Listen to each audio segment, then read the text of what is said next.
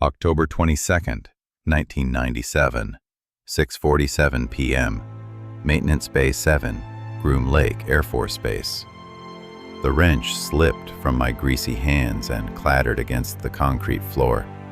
The sound echoed through the empty maintenance bay like a gunshot.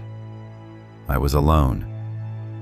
Everyone else had cleared out for evening chow 40 minutes ago, but I'd volunteered to stay behind and finish the diagnostic on a communications relay that had been giving us trouble all week. Airman First Class Jeremy Foster. That was me. 23 years old, 8 months into my first real assignment. Fresh out of technical school with a head full of circuit diagrams and absolutely no idea what I was actually getting into. I'd requested assignment to Groom Lake because I thought it would look good on my record. Advanced systems, classified projects, the kind of work that opened doors when you got out. Nobody told me about the doors it might close. I picked up the wrench and wiped my hands on my coveralls. The relay unit sat open on the workbench, its circuit boards exposed like the guts of some electronic animal. I'd traced the fault to a power regulation module, but something about the readings didn't make sense. The voltage fluctuations were too regular, too patterned, almost like a pulse. I was writing notes in my maintenance log when the PA system crackled to life. Airman Foster, report to Building 7 for immediate assignment briefing. I froze. Building 7 was operations. I'd never been called there before. Maintenance guys worked in the bays.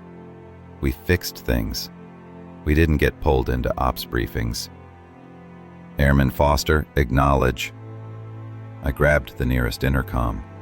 Roger, on my way. My hands were shaking as I stripped off my coveralls and pulled on a clean uniform. This couldn't be good. Either I'd screwed something up badly, or something had screwed up badly enough that they needed extra hands. Neither option made me feel better. 7:23 p.m., Building 7 briefing room. The room was small, fluorescent lights, metal chairs arranged in 2 rows, a projector screen at the front. 5 other men were already there. I recognized 3 of them. Staff Sergeant Drake, hard-faced, serious. The kind of NCO who spoke in clipped sentences and expected immediate compliance. Technical Sergeant Harris, communications specialist. Quiet guy, smart. I'd worked with him once on a satellite uplink repair. Specialist Morrison, young like me but with more confidence. He had that easy competence some people are just born with. The other 2 I didn't know. Both looked like technicians based on their uniforms. I took a seat in the back row and tried to make myself invisible. Major Holloway entered without preamble. He carried a red-striped folder that made my stomach drop. Red stripes meant classified, meant serious. Gentlemen, we have a time-sensitive situation. He opened the folder and pulled out a photograph. Even from the back row, I could see it was a thermal image of some kind of tower structure. At 9 p.m. yesterday, remote sensor array Delta 9 ceased transmission. This array is located in a restricted test sector approximately 43 miles northwest of this facility. Your mission is to reach the site, determine the cause of failure, and recover the unit if possible. My mind raced. Why did they need 6 people for a simple equipment recovery? We had dedicated teams for that. Weather conditions are optimal. Terrain is manageable. You will depart at 11 p.m. 2 vehicles. Sergeant Drake will command. Sergeant Harris will handle technical assessment and communications. The Major's eyes swept the room. This is a black operation. No mission logs, no external communications. You will maintain complete radio silence except for scheduled check-ins with command. Is that understood? A chorus of "Yes, sir" filled the room. Airman Foster, my blood turned to ice. Yes, sir. You'll be responsible for equipment disconnect and transport. Sergeant Drake will brief you on specific procedures during transit. Understood, sir. Questions? Nobody spoke. Good. Dismissed. Report to the motor pool at 10:45 p.m. Full field gear. 10:37 p.m. Barracks. I sat on my bunk, staring at the gear laid out beside me. Tactical vest, helmet, night vision goggles, canteen, first aid kit, and something I hadn't expected, a sidearm. They'd issued me a Beretta M9 with 2 magazines. I'd qualified with handguns in basic training, but I'd never carried one on assignment before. Why would a maintenance technician need a weapon for an equipment recovery? My roommate, Airman Collins, a radar technician, watched me from his bunk. "You look nervous," he said. "I am nervous." "It's probably nothing. They're just being cautious. You ever been out to the test ranges at night?" He shook his head. "No, but I've heard stories." "What kind of stories?" Collins hesitated. "The kind you're not supposed to repeat." I wanted to press him, but something in his expression stopped me. Instead, I holstered the sidearm and checked my watch. 10:40 p.m. Time to go. 10:52 p.m. Motor pool. The Humvee sat idling in the darkness, exhaust condensing in the cold October air. A technical support truck was parked behind it, already loaded with recovery equipment. Drake stood beside the Humvee, smoking a cigarette. Harris was doing a final equipment check on a foam-lined case I didn't recognize. Morrison and the other specialist, a quiet guy named Reed, were loading the last of the gear into the truck. I approached Drake and stood at attention. "Airman Foster, reporting as ordered, Sergeant." He took a drag from his cigarette and looked me over. "You ever done field recovery before?" "No, Sergeant." "This is my first assignment outside the wire." "Then listen carefully and do exactly what I tell you. Nothing more, nothing less. Understood?" "Yes, Sergeant." "Good. You'll ride in the support truck with Morrison and Reed. When we reach the site, you'll assist with equipment disconnect. Harris will handle technical assessment. Your job is to follow procedures and keep your mouth shut. Clear?" "Clear, Sergeant." He dropped the cigarette and crushed it under his boot. "One more thing, Foster. If you see or hear anything unusual out there, you report it immediately. Don't try to be a hero. Don't try to figure it out yourself. You tell me, and I'll handle it." "Unusual like what, Sergeant?" He looked at me for a long moment. "You'll know it when you see it." 11:01 p.m., departing Groom Lake. I climbed into the back of the support truck. Morrison took the driver's seat. Reed sat beside him in the passenger seat. The Humvee pulled out first, headlights off. We followed at a safe distance. The night swallowed us whole. Through the small rear window, I watched the base lights fade into darkness. Within minutes, there was nothing but black desert and star-filled sky. Morrison drove carefully, following the barely visible track ahead. Nobody spoke. I tried to settle into my seat, but something wouldn't let me relax. A feeling in my gut. A sense that we were driving towards something we weren't prepared for. I checked my watch. 11:18 p.m. Still over an hour until we reached the site. I closed my eyes and tried to rest, but sleep wouldn't come. Because somewhere deep inside, I already knew. This wasn't going to be a routine recovery. 0041 hours, 28 miles northwest of Groom Lake. The truck's suspension groaned as we rolled over uneven terrain. I gripped the bench seat to keep from being thrown against the metal walls. Through the rear window, I watched the Humvee's taillights ahead of us, 2 faint red dots in the darkness. Morrison kept our distance steady, maybe 30 yards back. Reed hadn't spoken since we left. He sat hunched forward, staring at something I couldn't see. His hands were clasped tight between his knees. "You okay?" I asked quietly. He didn't respond for a moment. Then, "Third time." "What?" "This is my third call out to this sector. Last 2 times, equipment worked fine when we got there, like it fixed itself." "Maybe intermittent faults," I suggested. "Power surges, heat expansion." Reed shook his head slowly. "Maybe." He didn't sound convinced. Morrison's voice cut through the silence. "Check your gear, Foster. We're 20 minutes out." I opened my equipment bag and inventoried the contents. Insulated tools, voltage meter, cable cutters, grounding straps, everything I'd need for a standard disconnect. And the sidearm, heavy against my hip. I still didn't understand why we needed weapons. The radio crackled. Drake's voice, low and controlled. "Shadow 1 to Shadow 2, reduce speed. We're approaching the perimeter." Morrison eased off the accelerator. "Copy, Shadow 1." I moved to the rear window for a better view. The landscape ahead was completely flat. A pale expanse of hardpan stretching to the horizon.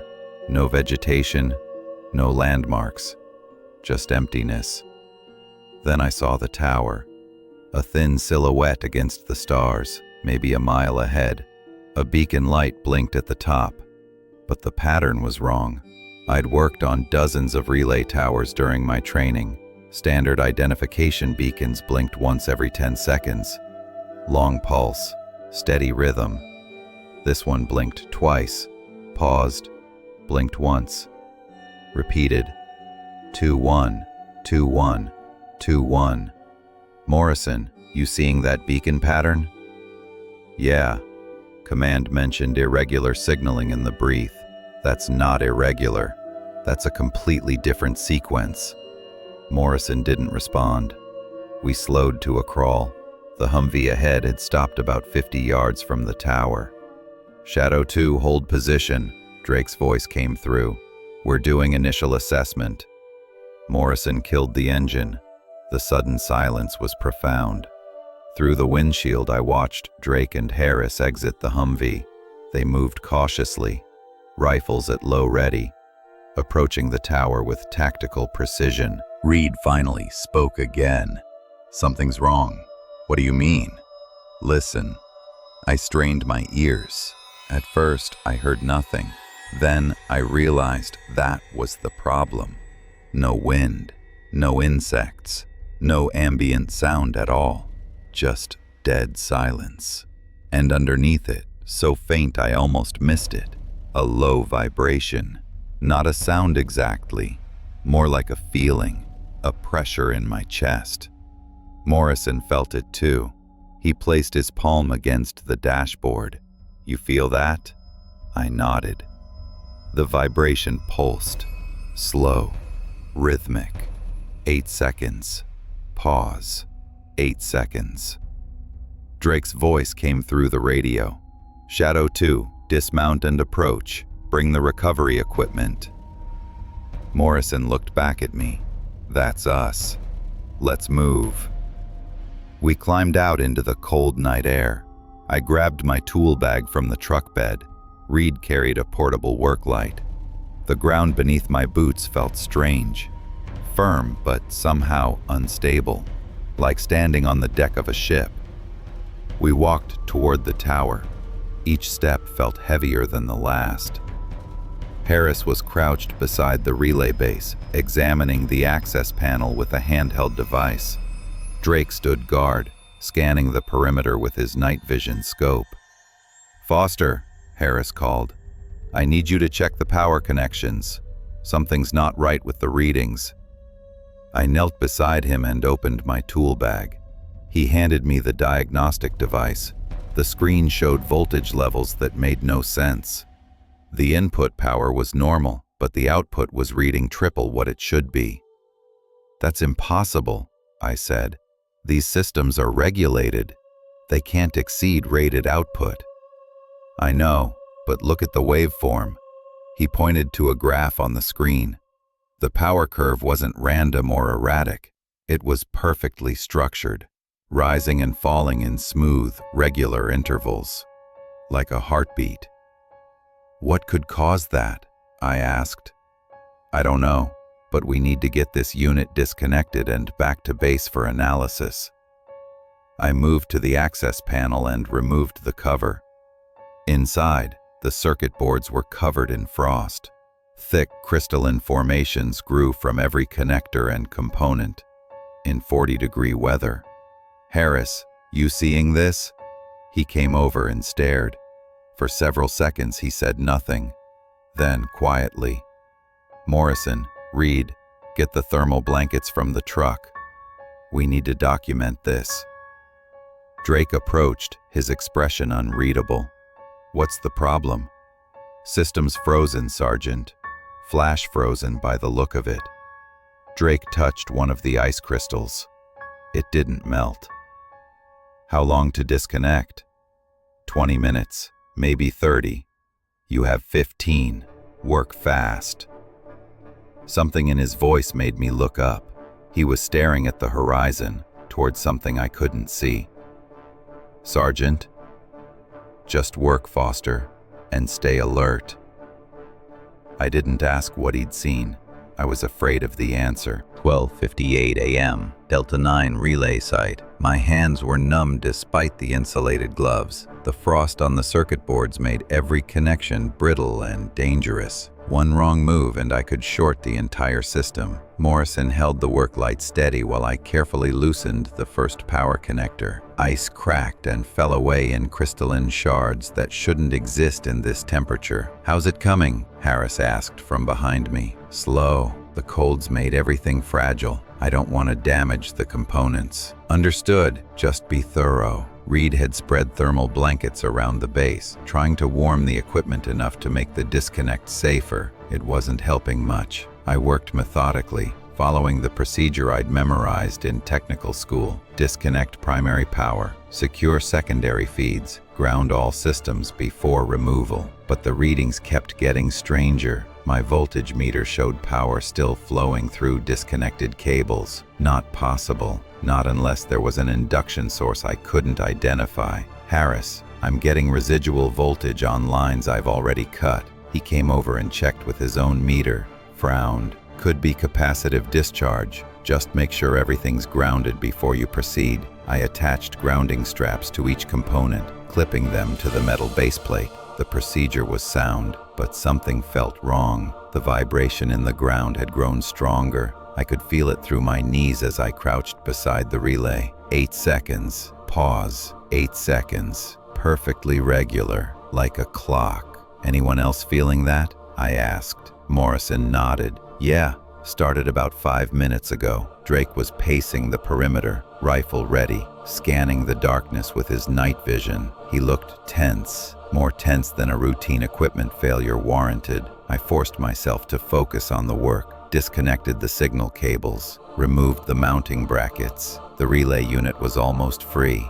That's when my tool bag started vibrating. I stopped working and stared at it. The canvas fabric shook rhythmically against the ground. Morrison, you see this? He looked down. What the hell? I opened the bag. Inside, my voltage meter was active, screen glowing, needle jumping, even though I'd turned it off 20 minutes ago. The display showed a massive electromagnetic spike, off the scale. Harris, I called out. Something's generating a huge EM field. My equipment's going crazy. Harris pulled out his spectrum analyzer. The device was supposed to be in standby mode, but it was fully active, its screen filled with cascading data. Jesus, he muttered. Look at this waveform. I glanced over his shoulder. The pattern on the screen was like nothing I'd seen in training. Structured, repeating, almost organized. Drake's voice cut through. How much longer, Foster? 5 minutes, maybe less. Make it less. I worked faster, my fingers clumsy with cold and adrenaline. Disconnected the final cable, released the last mounting bolt. The relay unit came free in my hands. The moment it did, everything changed. The vibration stopped. The beacon light froze mid-blink. Even the slight breeze I hadn't noticed until then went completely still. Total silence. Reed spoke first, his voice barely a whisper. Why'd it stop? Nobody answered. I carefully placed the relay unit into the transport case, securing it with foam padding. My hands were shaking. Harris was staring at his analyzer. The signal's gone, completely flatlined. That's good, right? Morrison asked. I don't know. Drake moved back toward us. Pack it up. We're leaving. Now. We didn't need to be told twice. Morrison and Reed folded the thermal blankets. I sealed the transport case and attached the carry handles. Harris packed his equipment with swift, efficient movements. Drake was on the radio. Command, Shadow 1. Primary objective complete. Relay recovered. Request, static. He tried again. Command, Shadow 1. Radio check. More static. Comms are down, he said. Switch to alternate frequency. Harris adjusted his radio and tried. Same result, just hissing white noise. And underneath it, so faint I almost missed it. Breathing, slow, mechanical, like something drawing air through a filter. Harris heard it too. He held the radio away from his ear, staring at it. Shadow 1, this is command. We read you. Proceed to Rally Point Echo for extraction. Drake's expression didn't change, but I saw his hand tighten on his rifle. Command, confirm last transmission. You're breaking up. Proceed to Rally Point Echo. Acknowledge. The voice was clear, professional, correct call sign and authentication, but something about it was wrong. Too flat, too precise. Drake looked at Harris. Some unspoken communication passed between them. Roger, command. Shadow 1 proceeding to Rally Point Echo. ETA 40 minutes. He released the transmit button and turned to us. Mount up. Morrison, Foster, you're in the Humvee with us. Reed, you drive the support truck. Stay close. No radio traffic unless emergency. Sergeant, what about... Morrison started. Move, now. We grabbed our gear and ran for the vehicles. As I climbed into the back of the Humvee, I looked back at the relay tower one last time. The beacon was blinking again, but now it was a different pattern. One long pulse, 3 short, 1 long, over and over, like it was trying to tell us something, or warn us. 1:27 a.m., 4 miles from Delta 9's site. The Humvee died without warning. One moment we were rolling steady across the hardpan. The next, the engine cut out completely. No sputter, no warning lights, just instant silence. Drake tried the ignition. Nothing, not even a click. Harris, check the systems.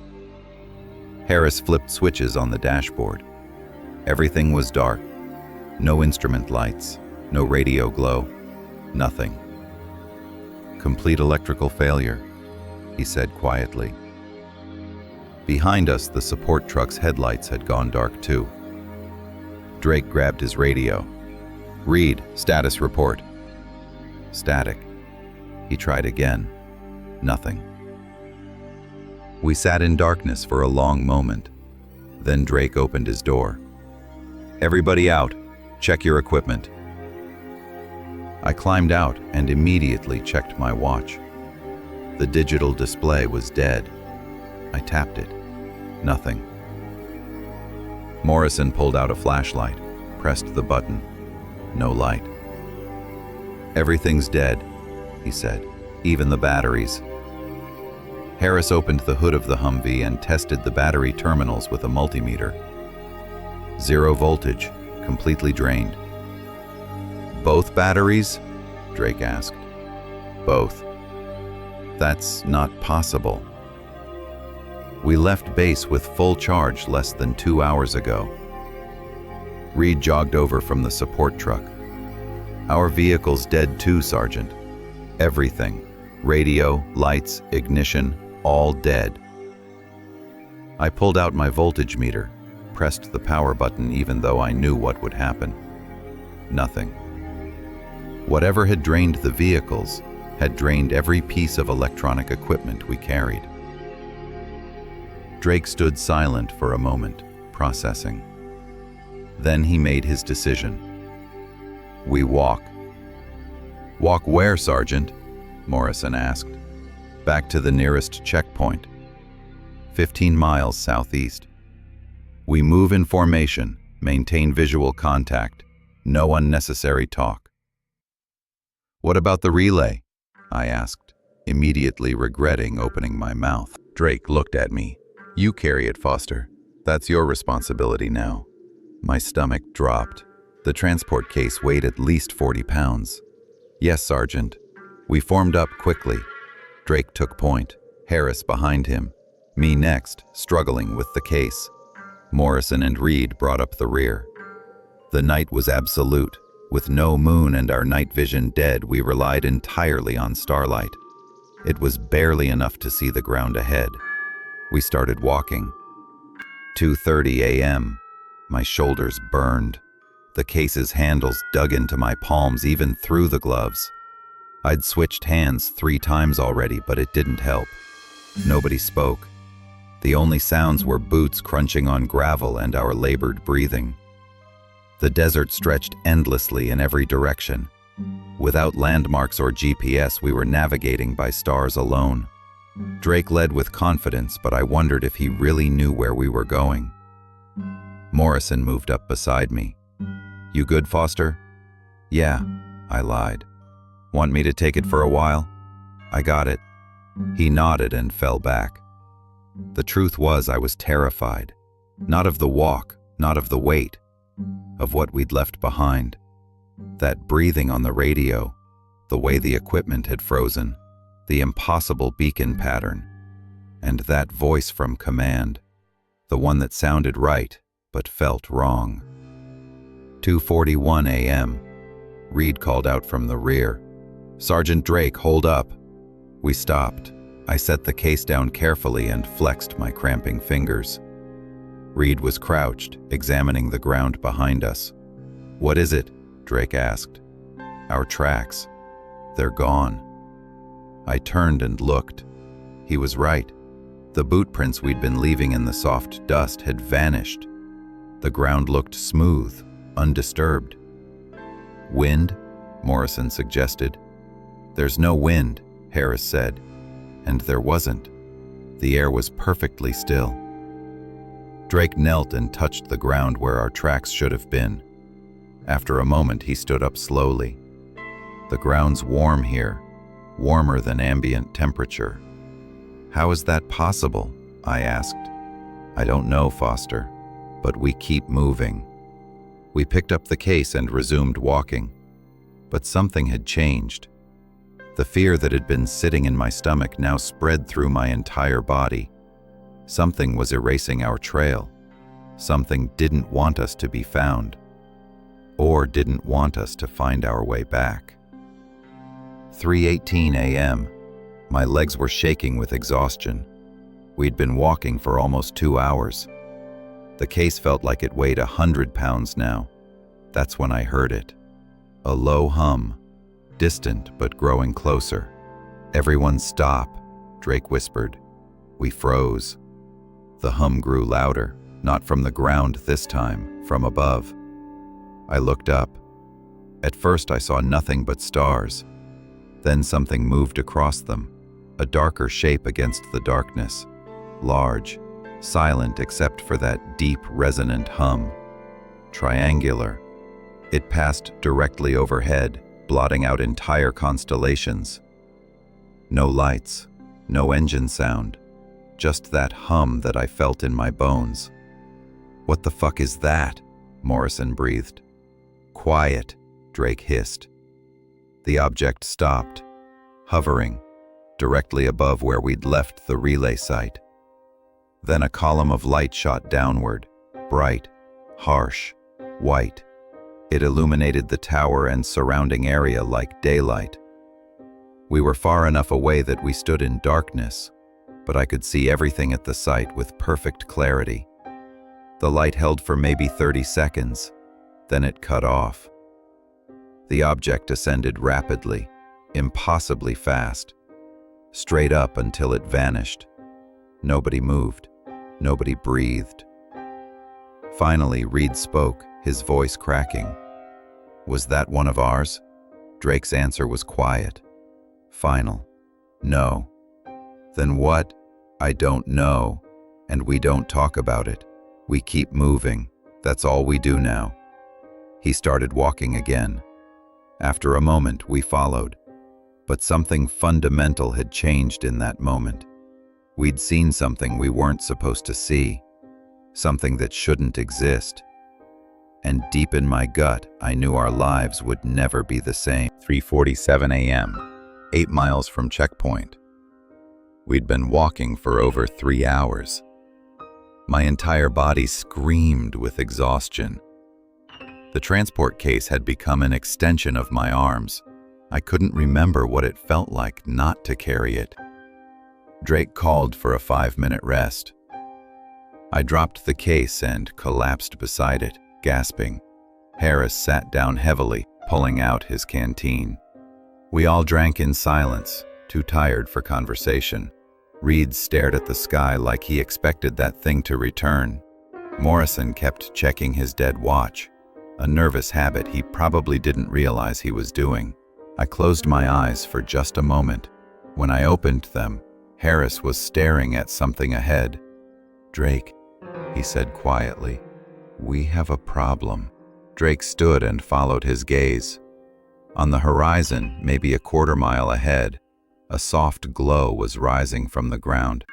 Pale, diffuse, growing. "That's not dawn," Morrison said. "Wrong direction." He was right. The glow was northeast. Dawn would come from the east. The light spread slowly across the desert floor, pooling like luminescent fog. It pulsed in that same rhythm I'd felt in the ground. 8 seconds. Pause. 8 seconds. "What is that?" Reed asked, his voice shaking. Drake raised his rifle. "Stay here. Don't move unless I give the order." "Sergeant, we should go around it," Harris said. "And if it follows us? At least here we can see it." He had a point. The glow continued to expand, now covering maybe 100 yards of desert. It wasn't moving toward us, just spreading outward from a central point. The transport case beside me began to vibrate. I placed my hand on it. The vibration was strong, pulsing in perfect rhythm with the glow. "Harris, the relay's active." "That's impossible. It's disconnected and sealed." "I'm telling you, it's vibrating, in sync with that light." Harris came over and pressed his ear against the case. His expression changed. "He's right. Something inside is powered on." Drake kept his eyes on the glow. "Can you open it?" "Not safely, not without proper equipment." "Then leave it sealed." "Foster, can you still carry it?" The vibration made my teeth ache, but I nodded. "Yes, Sergeant." "Good. We're moving around that glow. Wide berth. Stay in formation. Eyes forward." We picked up our gear and started moving in a wide arc, giving the phenomenon maybe a quarter-mile clearance. The glow didn't follow. It just continued pulsing, steady, patient. 4:21 a.m. We'd put maybe half a mile between us and the glow when Reed stopped suddenly. "It's ahead of us now." I looked forward. He was right. The same pale glow, or another one exactly like it, was rising from the ground directly in our path. "How did it?" Morrison started. "It didn't move," Harris interrupted. "This is a different source." "How many of these things are there?" I asked. Nobody answered. Drake raised his fist. We halted. The new glow expanded just like the first. Same size, same pulsing rhythm, like it was communicating with the one we'd left behind, or surrounding us. "We go between them," Drake decided. "Maintain equal distance from both. Move fast but stay quiet." We adjusted our path, angling between the two glows. The transport case grew heavier with each step, the vibration now strong enough that my arms tingled. As we passed the midpoint between the two lights, something changed. The air grew thick, heavy, like walking through water. My breathing became labored. Each step required conscious effort. "Anyone else feeling this?" Morrison gasped. "Keep moving," Drake ordered. "Don't stop." The glows pulsed brighter, simultaneously. And then I saw it. In the center of the nearest glow, something was forming.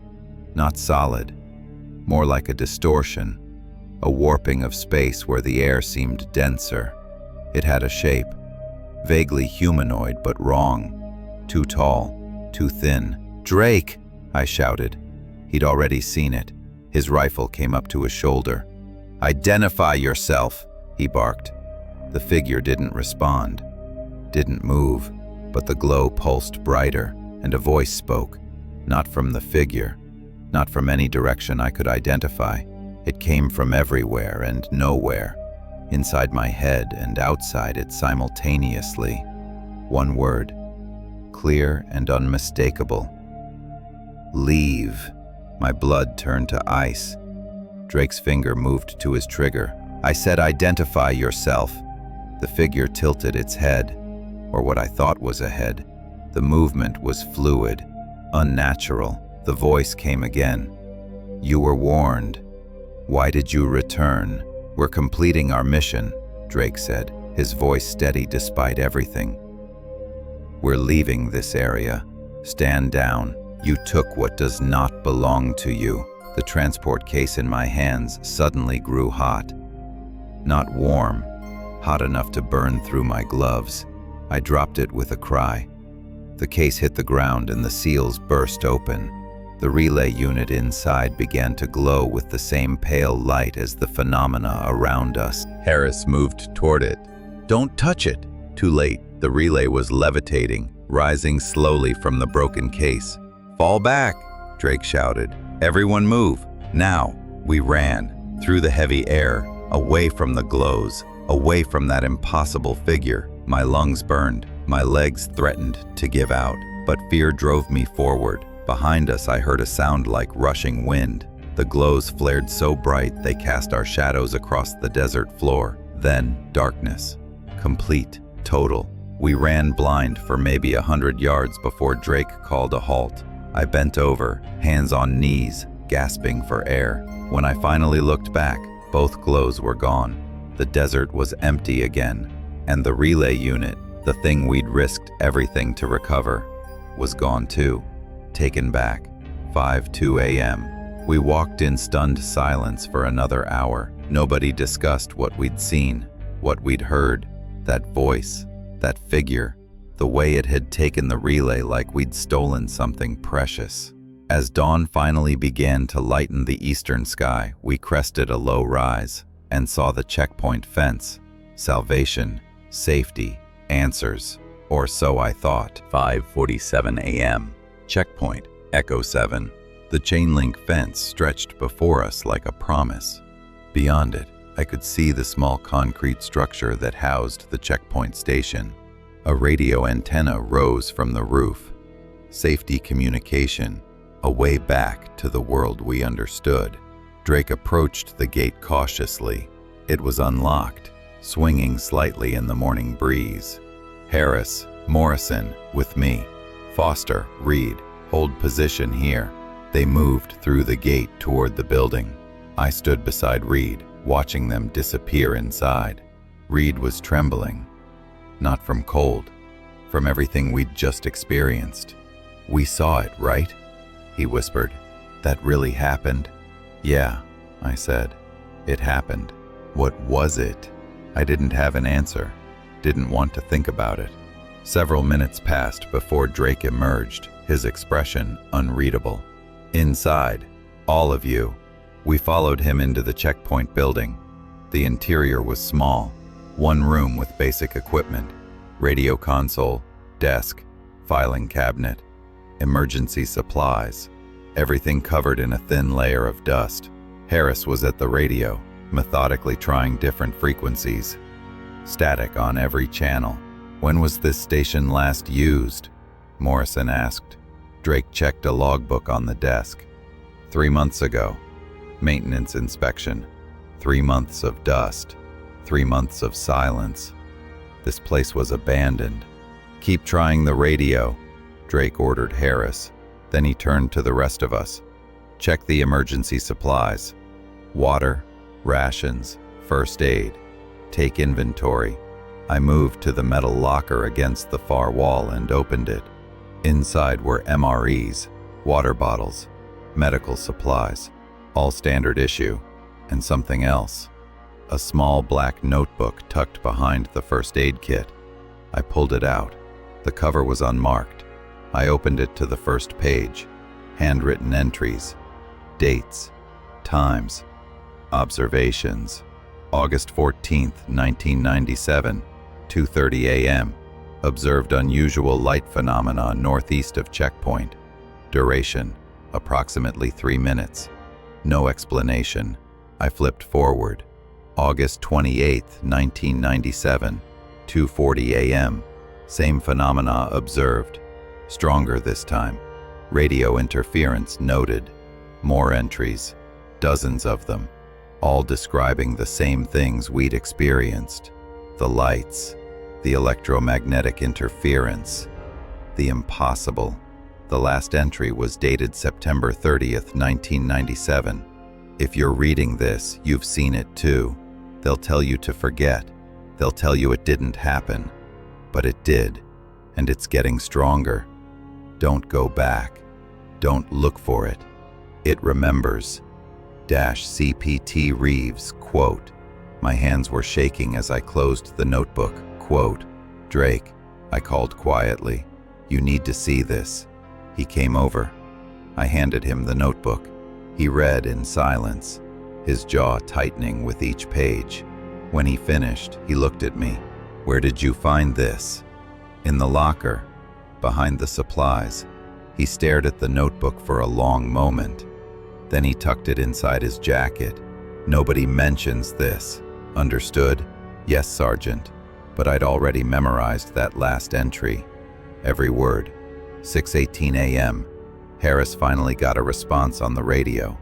Not from command. From an emergency frequency monitored by civilian air traffic control. This is Checkpoint Echo 7, requesting emergency assistance.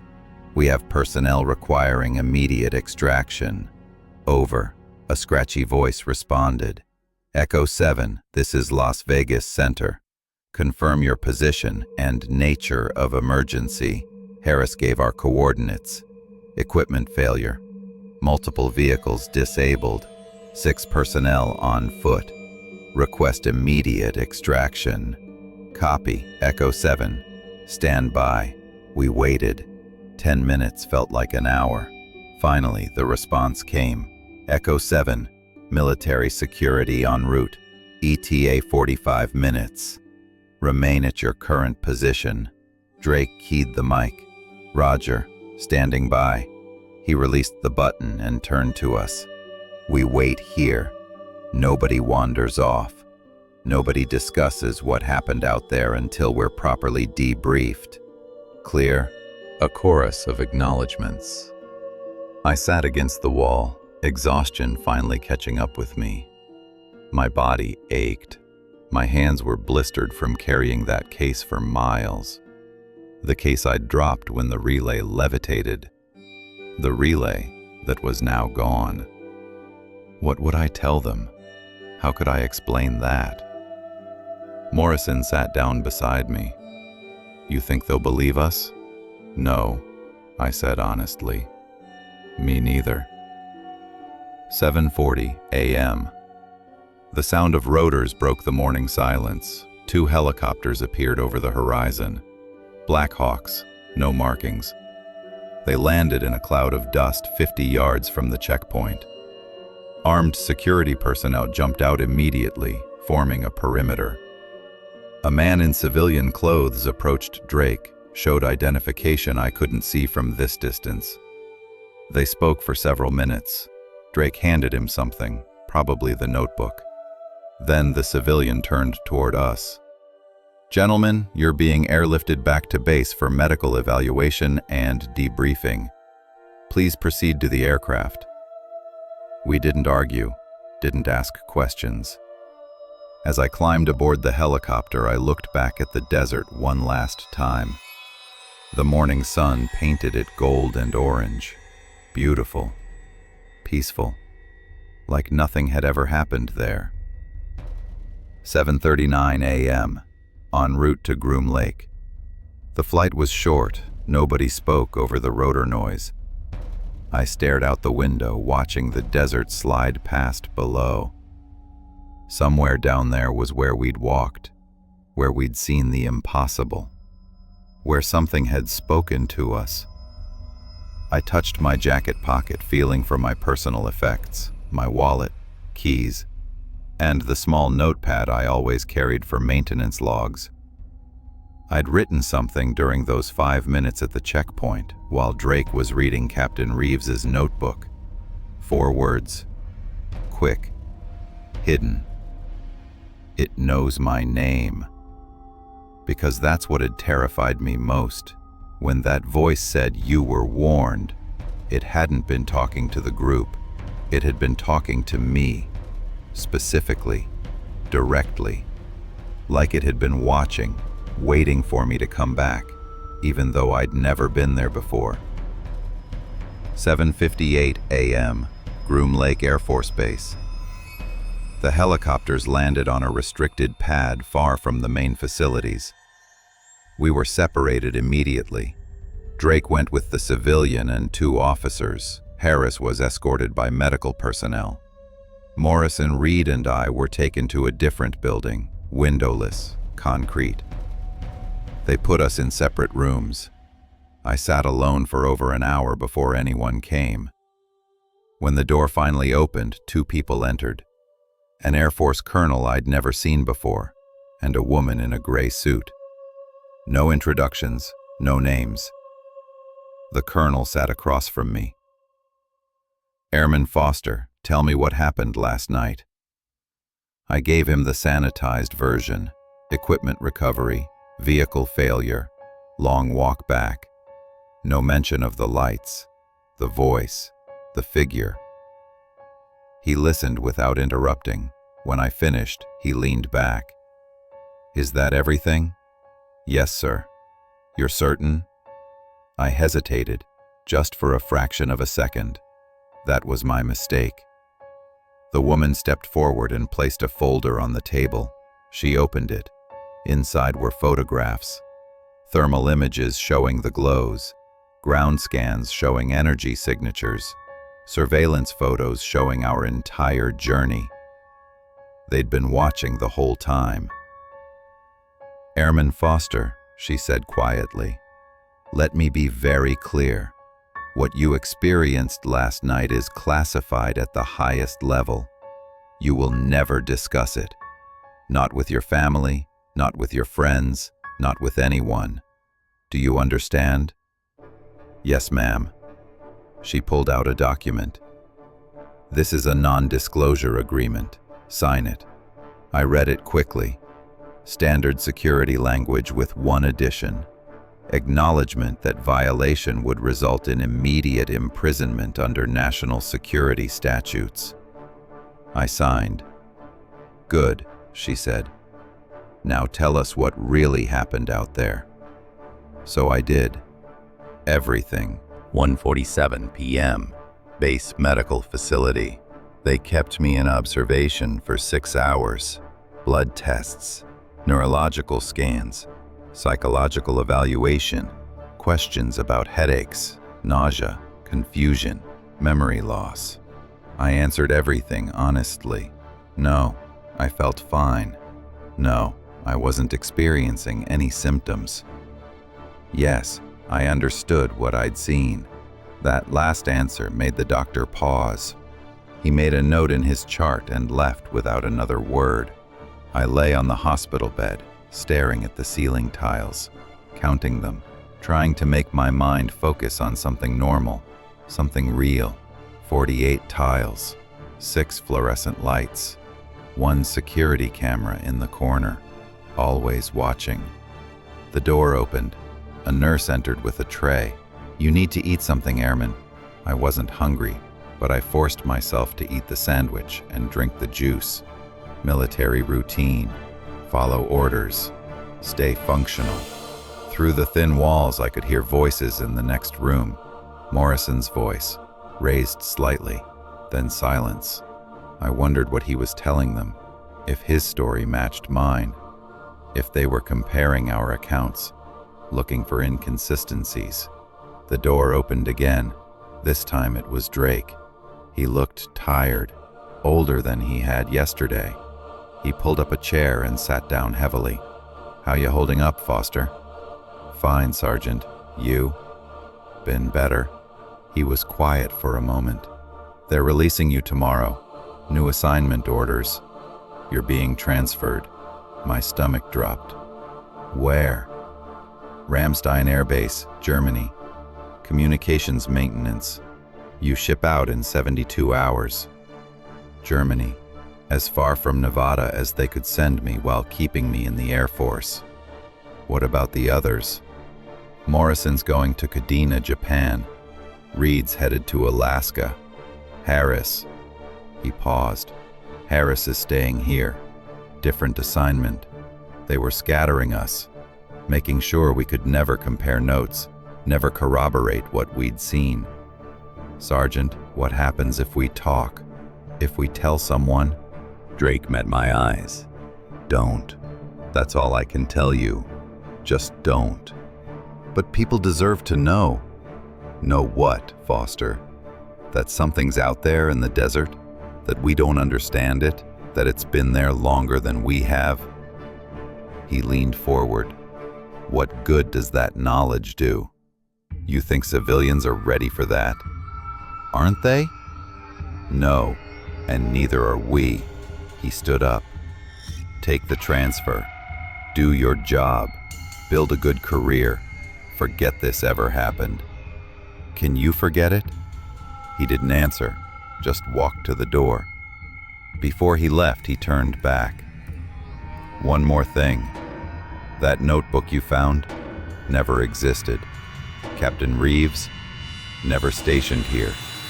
You understand? Yes, Sergeant. Good. Take care of yourself, Foster. The door closed behind him.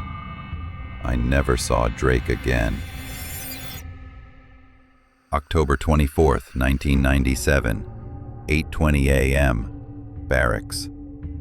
They released me the next morning with a clean bill of health and a sealed envelope containing my transfer orders. I packed my gear in silence. My roommate, Collins, had already heard I was leaving.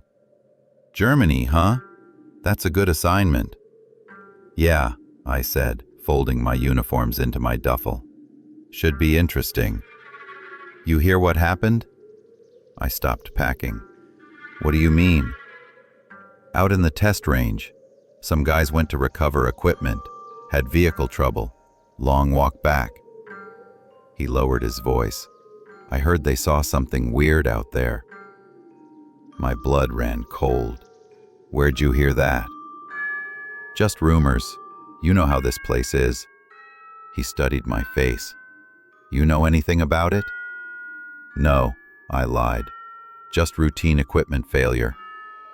He nodded but didn't look convinced. After he left for morning formation, I sat on my bunk and opened my personal notepad, the one where I'd written those 4 words, "It knows my name."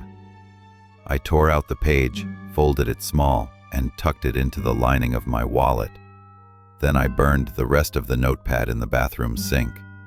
Evidence destroyed, memory locked away, just like they wanted. October 26th, 1997, 2 p.m., departure terminal. I stood in the passenger terminal waiting for my flight to Germany. Around me, other airmen talked and laughed, heading to new assignments, new adventures. I felt disconnected from them, like I was watching from behind glass. Morrison found me before boarding. He looked as tired as I felt. Foster, heading out?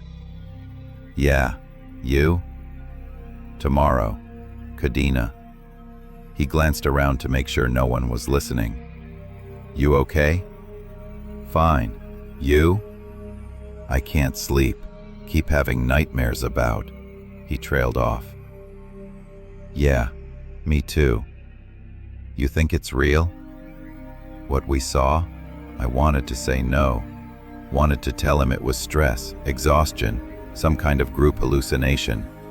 But I couldn't lie to him. "Yeah, it was real." He nodded slowly. "What do you think it wanted?" "I don't know. Maybe for us to leave, like it said." "And the relay? Why did it take it back?" "Maybe we took something that belonged to it. Or maybe," I hesitated. "What? Maybe it wanted to study us the same way we tried to study it."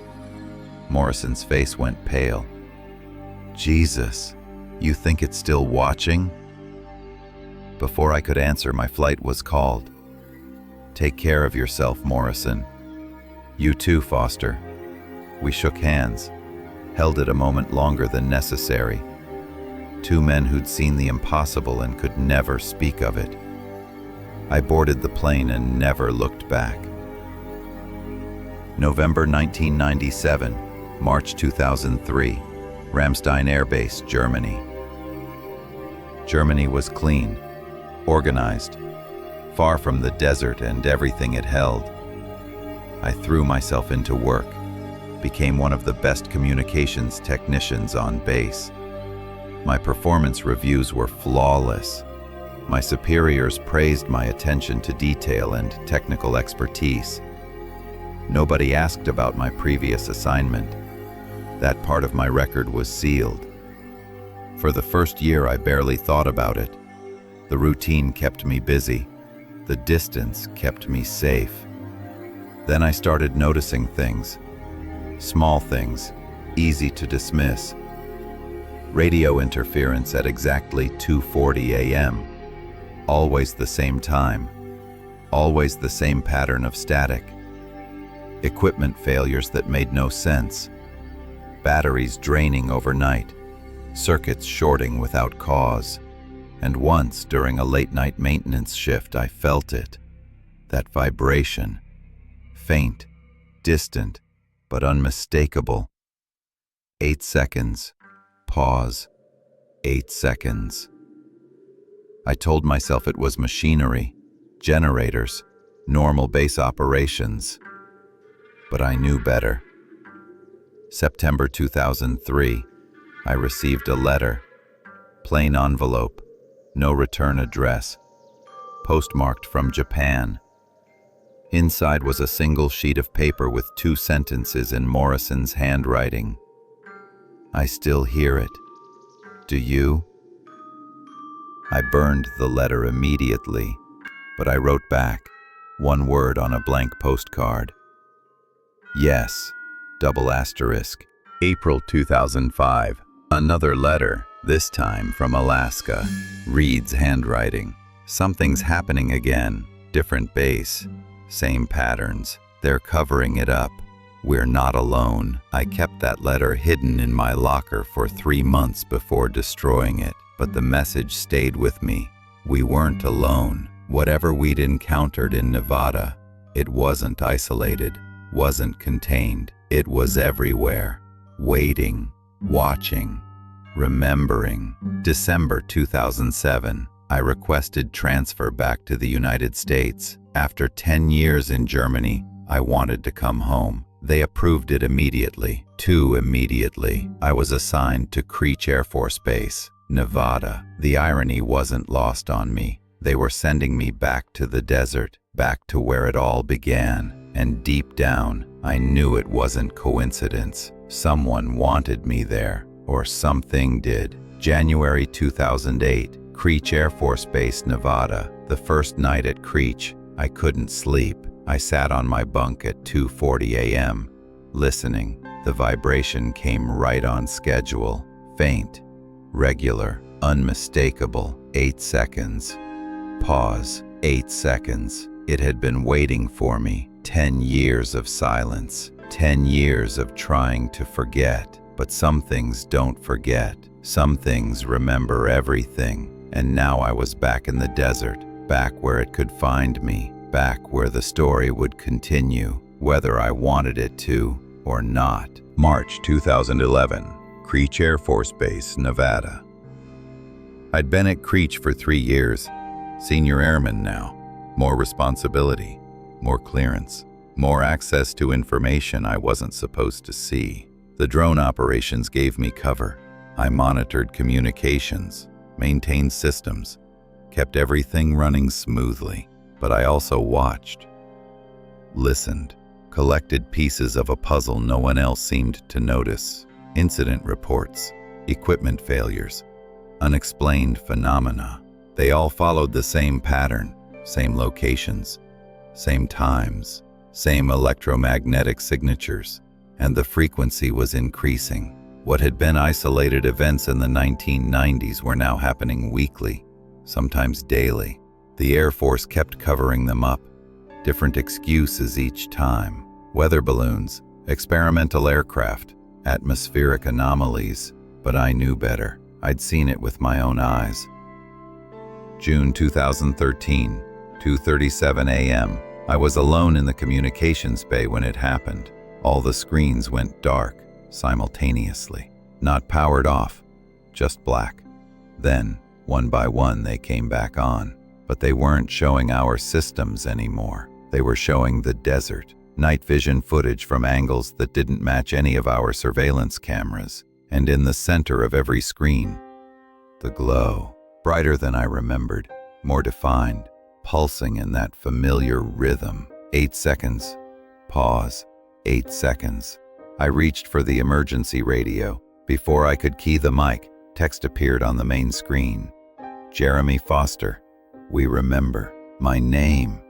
It knew my name. The screens flickered once, then returned to normal operations.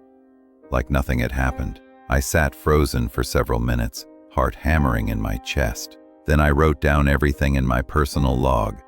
Date, time, exact wording, evidence that I wasn't losing my mind, evidence that it was still out there, still watching. October 2015. Morrison contacted me through an encrypted email account. Need to talk. Secure line only. Important. We arranged a call for the following night. I used a burner phone purchased off base with cash. Foster, thank God. I thought I was going crazy. What happened? It's been contacting me. Messages on my computer. Text that appears and disappears. Always at 2:40 a.m. Always the same thing. It remembers. Yeah, me too. Silence on the line. Then, what does it want? I don't know, but I think it's trying to communicate. Really communicate this time. About what? I don't know. But whatever it is, it's getting more persistent. Morrison was quiet for a moment. Reed's dead, Foster. Died 2 years ago. They said it was a training accident, but I don't believe it. My stomach dropped. How did you find out? I've been tracking everyone from that night. Reed, Drake, Harris, trying to see if anyone else is experiencing this. And Drake died in 2004. Helicopter crash in Alaska. Harris is still at Groom, but he won't respond to any contact attempts. And now Reed, that's 3 out of 6. Yeah, which means we might be next. The line went silent for several seconds. Morrison, we need to document this. Everything. If something happens to us, someone needs to know. Who would believe us? I don't know. But we have to try. April 2018, 21 years after the incident, I started having dreams. Always the same. I'm back at the relay site. But it's different now. The tower is gone. In its place, something massive rises from the sand. Not the glow, something solid, geometric, impossible. And around it, figures, dozens of them, standing in perfect circles, watching, waiting. In the dream, I walk toward them. I should be afraid, but I'm not. One of the figures turns toward me. I still can't see a face, But I hear the voice. You witnessed. Now you must understand. Understand what? That you are not alone. That you have never been alone. That we have been here since before you learned to look up at the stars. What do you want from us? The same thing you want from us. To know. To understand. To connect. Then I wake up. Always at 2:40 a.m. Always with that vibration humming through the walls. September 2019, Morrison went silent. His encrypted email stopped responding. His burner phone was disconnected. I tried every method of contact we'd established. Nothing. 3 weeks later, I found a news article. Air Force Master Sergeant dies in off-duty accident. Kadena Air Base, Japan. Sergeant Michael Morrison, age 45. The article was vague on details. Fell while hiking. Remote location. Body recovered 3 days later. No witnesses. I stared at that article for hours. 4 out of 6 now. Just me and Harris left. And Harris wouldn't talk. March 2020. The COVID pandemic shut down the world. But it didn't stop what was happening in the desert. If anything, the phenomena intensified, with fewer personnel on base, with operations scaled back. It had more freedom. October 2020, 23 years after the incident. The anniversary date approached, October 22nd. I knew something would happen. I could feel it building like pressure before a storm. On October 21st, I received an email from an unknown sender. No message, just a video file. I downloaded it to an isolated laptop and played it. Night vision footage of the desert basin. Recent footage based on the timestamp. The glow was there, brighter than ever, covering almost half a mile of desert floor, and rising from the center. Structures, solid, real, massive. Not human-made, but deliberate, purposeful. The footage ran for 3 minutes, then cut to black. Text appeared on the screen. They are coming through. Soon everyone will see. Will you be ready, Jeremy Foster? The video ended. I sat staring at the blank screen, my decision crystallizing. 23 years of silence, 23 years of cover-ups, 23 years of watching friends die with the truth buried alongside them. No more. I started copying files. Every incident report I could access, every classified document, every piece of evidence I'd collected. I encrypted everything and uploaded it to secure servers scattered across the internet. Then I sent a message to Morrison's old email address, knowing someone might still be monitoring it. The truth is coming out, whether they're ready or not. October 22nd, 2020, 2:40 a.m. I sat in my quarters, waiting. The vibration came right on schedule, stronger than ever before. My laptop powered on by itself. Text scrolled across the screen, not in English, not in any language I recognized, but I understood it anyway, like it was being written directly into my mind. You have chosen to speak. We appreciate this, but understand, once the door is opened, it cannot be closed. Once humanity sees, nothing will be the same. Are you prepared for this responsibility, Jeremy Foster? I typed my response. Yes, people deserve the truth. Then the truth you shall have. Tell them we are not enemies. Tell them we have been waiting. Tell them the time has come. The screen went dark. Outside my window, the desert began to glow.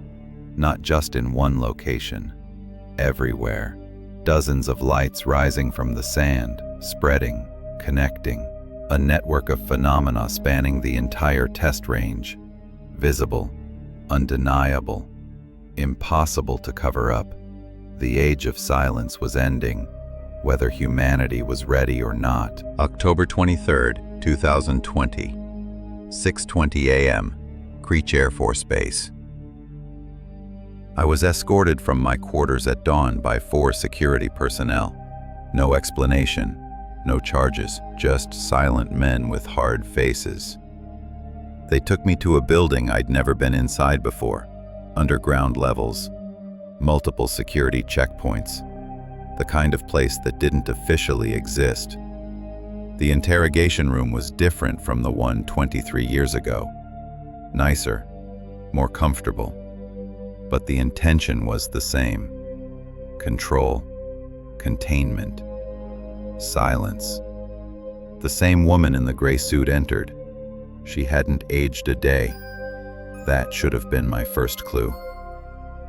Senior Airman Foster, we meet again. You remember me? We remember everyone who's seen what you've seen. She sat across from me. You've been very busy, collecting classified information, storing it on unauthorized servers, preparing to violate your security clearances. People deserve to know the truth. Do they? Are they ready for it? They'll never be ready if you keep hiding it. She smiled slightly. You're right about that, which is why we've made a decision. That surprised me. What decision? To allow limited disclosure, controlled release of information. Not everything, but enough to prepare the public for what's coming. What's coming? She opened a folder and pulled out photographs. Recent satellite imagery, the desert at night, covered in glowing phenomena, dozens of them, hundreds. They're becoming more active, more visible. We can't contain it anymore. What are they? We don't know, not completely, but we've learned some things over the decades. She pulled out another document. We've been monitoring these phenomena since 1947. Roswell wasn't a weather balloon, Foster, but it also wasn't what the conspiracy theorists think. Then what was it? First contact, an accident. Their technology failed, we recovered it, and we've been trying to understand it ever since. She stood and paced the room. Every few years the activity increases. They reach out, we respond. There's communication, exchange of information, but it's been limited, controlled on both sides. Until now. Until now, she turned to face me. Whatever happened in 1997, whatever you and your team witnessed, it was a threshold event. You saw more than anyone had before. You heard them speak directly, and they remembered you because of it. Why me? Why not Drake or Harris? Drake resisted, tried to forget. It killed him. Harris accepted it but stayed silent. Reed couldn't cope. And Morrison. She paused. Morrison started asking too many questions. The implication hung in the air like a noose. You killed him. We protected national security. There's a difference. Is there? She sat back down. Foster, I'm offering you a choice. Work with us. Help with the disclosure process. Use your experience to help others understand. Or, ... Quote, she didn't finish the sentence. Or end up like Morrison. Or continue to be a security risk that we can't allow. I thought about Drake, Reed, Morrison, all dead because they'd seen something humanity wasn't supposed to know. I thought about that voice in the desert. Tell them we are not enemies. What would working with you involve? Documentation, testimony, helping scientists and researchers understand what you experienced. And when the time comes, speaking publicly about first contact. When will that be? Soon. Maybe weeks, maybe months. But it's coming whether we're ready or not. I looked at the photographs again. All those lights in the desert, growing, spreading. What do they want? That's what we need to find out. And you're one of the few people they've communicated with directly. We need your help to understand them. It was a trap. I knew it was a trap, but it was also an opportunity to finally tell the truth, to honor the memory of the men who'd died keeping it, to finish what we'd started 23 years ago in that desert. I'll help. On one condition. What condition? Full immunity for any information I release, and I want Harris brought in. If we're doing this, we do it together. She considered for a moment, then nodded. Agreed. Welcome to Project Deep Contact, Senior Airman Foster. November 2020, classified facility, Nevada. They brought Harris in 3 days later. He looked older, grayer, but his eyes were the same. Sharp, analytical, haunted. We met in a secure conference room. No recording devices, no observers. Just two men who'd carried the same secret for 23 years. Foster, Christ, you look old. So do you, Harris. We shook hands, held it a moment longer than necessary. They got to you too? He asked. Yeah, you? They've had me since '97, never let me leave, just moved me between different black programs. He sat down heavily. I've been studying this thing for over 2 decades, Foster. Want to know what I've learned? Everything. It's not alien, not in the way we think of aliens. Then what is it?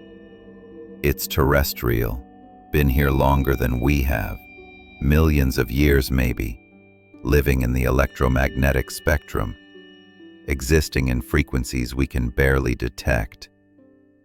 I stared at him. You're saying it's from Earth? I'm saying it's always been here. We just couldn't perceive it until we developed the technology to do so. Radar, radio, electromagnetic sensors. We built tools that let us see into their world, and they noticed. The relay equipment, it wasn't detecting them, it was communicating with them, yes. Every relay tower, every sensor array, every piece of electromagnetic equipment we've deployed in these test ranges. We've been sending signals into their domain for decades, and they've been responding. What do they want? Harris pulled out a thick folder filled with translated communications, patterns decoded from years of signals. They want what we want: contact, understanding, coexistence. He looked at me. Foster, they're not invaders, they're neighbors. We've been sharing this planet with them for all of human history. We just didn't know it until we started filling the air with radio waves. Exactly. We built a bridge between our worlds without realizing it, and now they're trying to cross it. Why now? Why is it accelerating? Because we're reaching a technological threshold. Satellites, internet, global communications network. We're creating an electromagnetic environment they can exist in more fully. They're not invading, they're emerging. I sat back, trying to process this.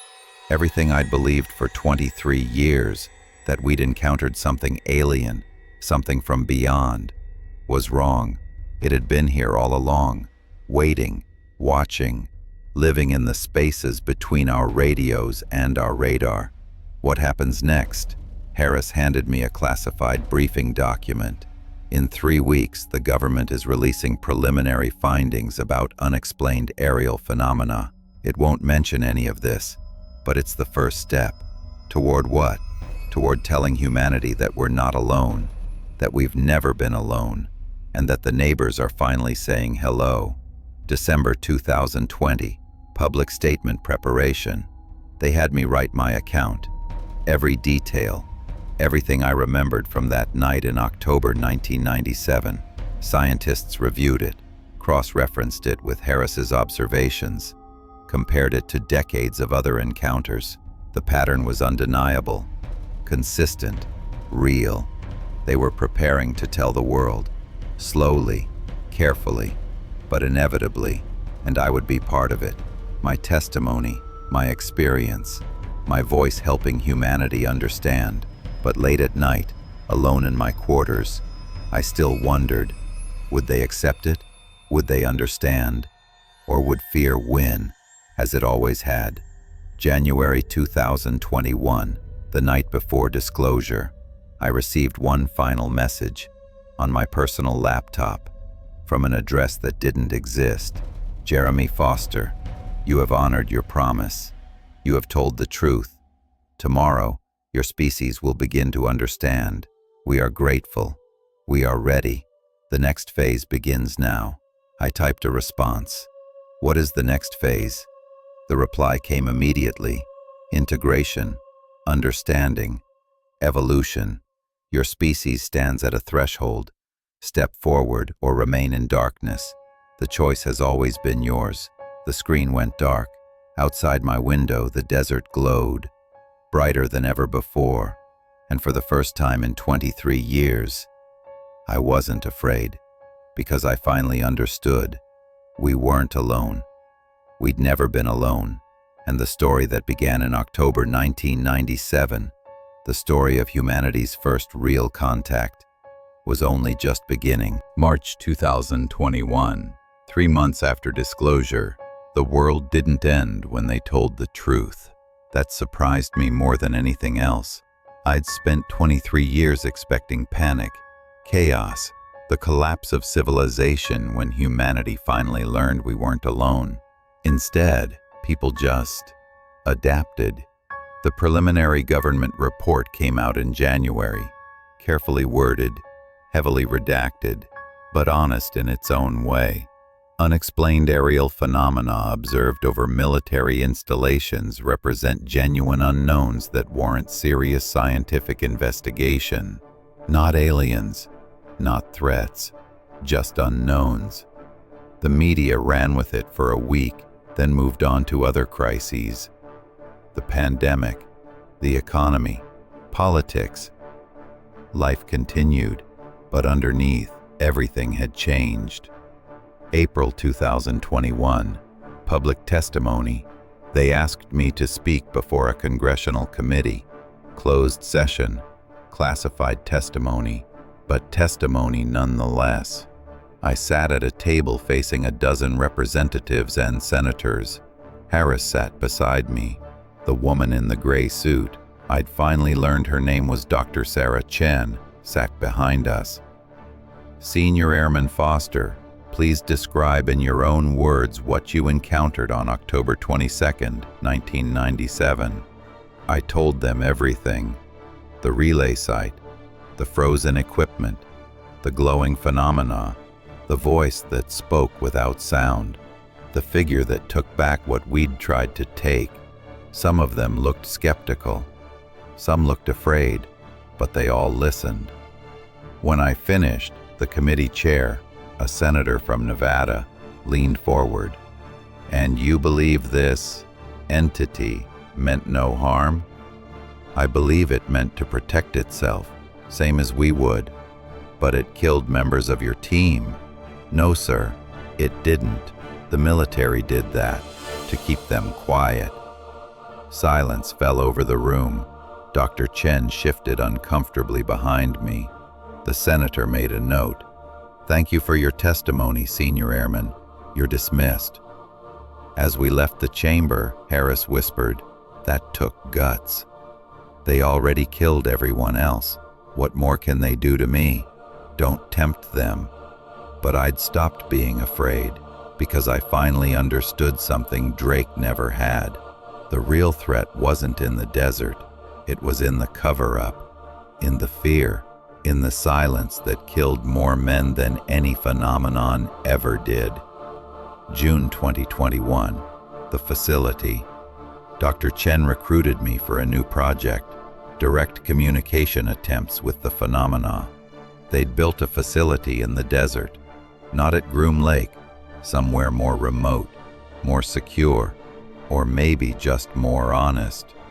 The equipment filled a room the size of an aircraft hangar: electromagnetic transmitters, signal processors, arrays of sensors monitoring every frequency.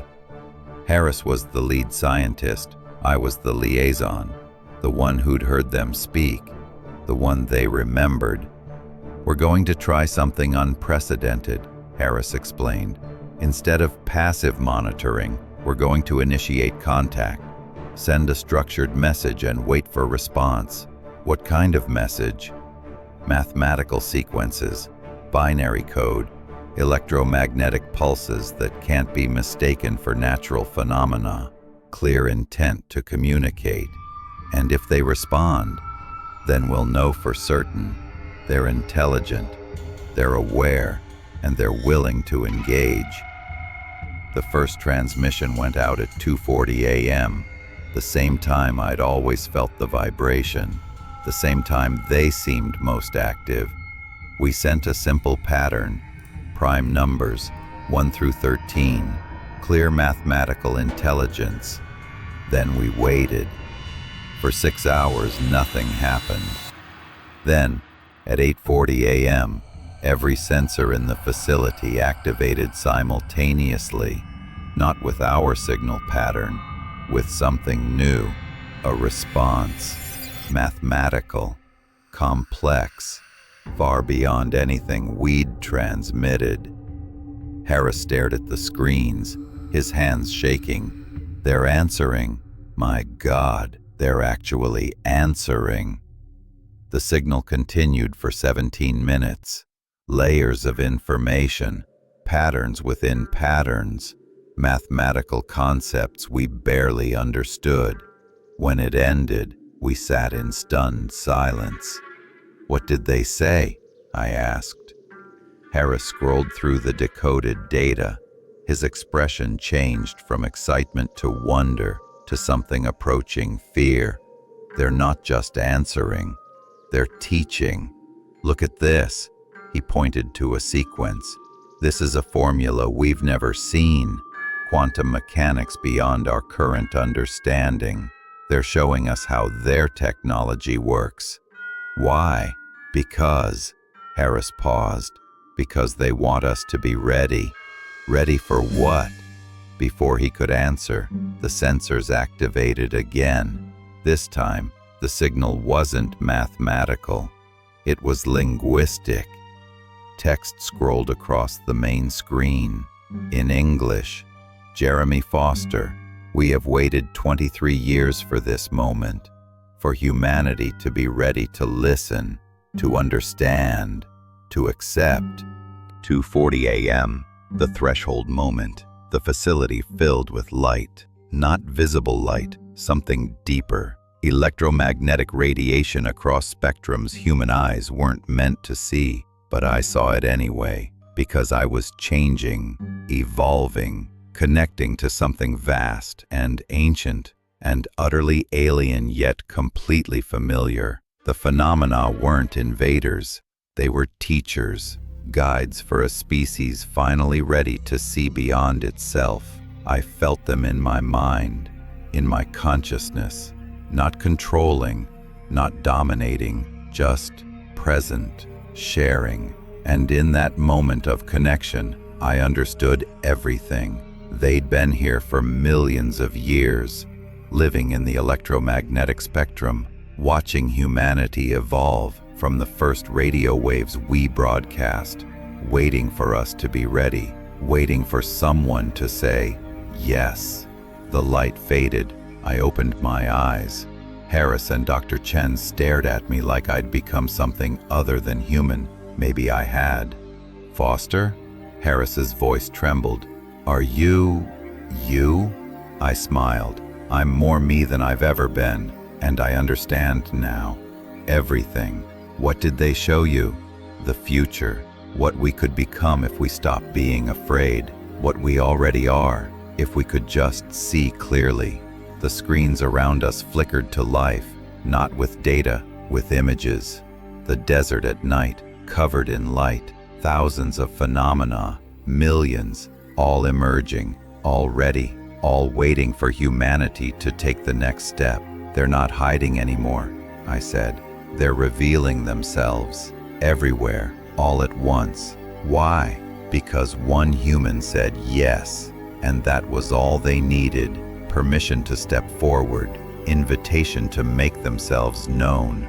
Dr. Chen's phone started ringing, then Harris's, then every phone in the facility, reports flooding in, phenomena appearing over cities, over oceans, over every continent, visible, undeniable, impossible to ignore.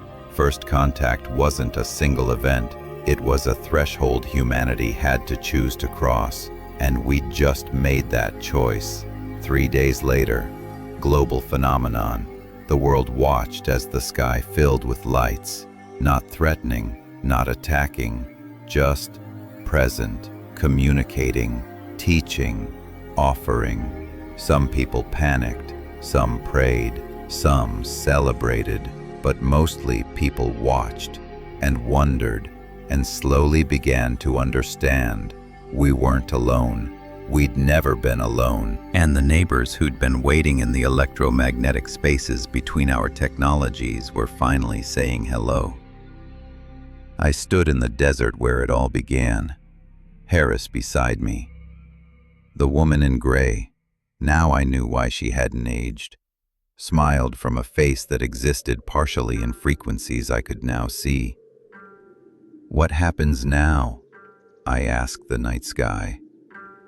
The answer came not in words, but in understanding. Direct, clear, certain.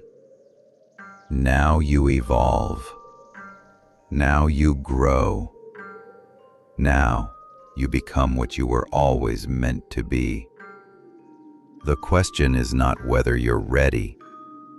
The question is whether you're willing. Above me, the phenomena pulsed in that ancient rhythm. 8 seconds, pause, 8 seconds. The heartbeat of a world humanity was only beginning to perceive. And somewhere in the desert, in a frequency only I could now hear, a voice that had spoken to me 23 years ago spoke again. Welcome home, Jeremy Foster. Welcome to what comes next. The story that began in October 1997 wasn't ending. It was only just beginning. And this time, the whole world would witness what came next.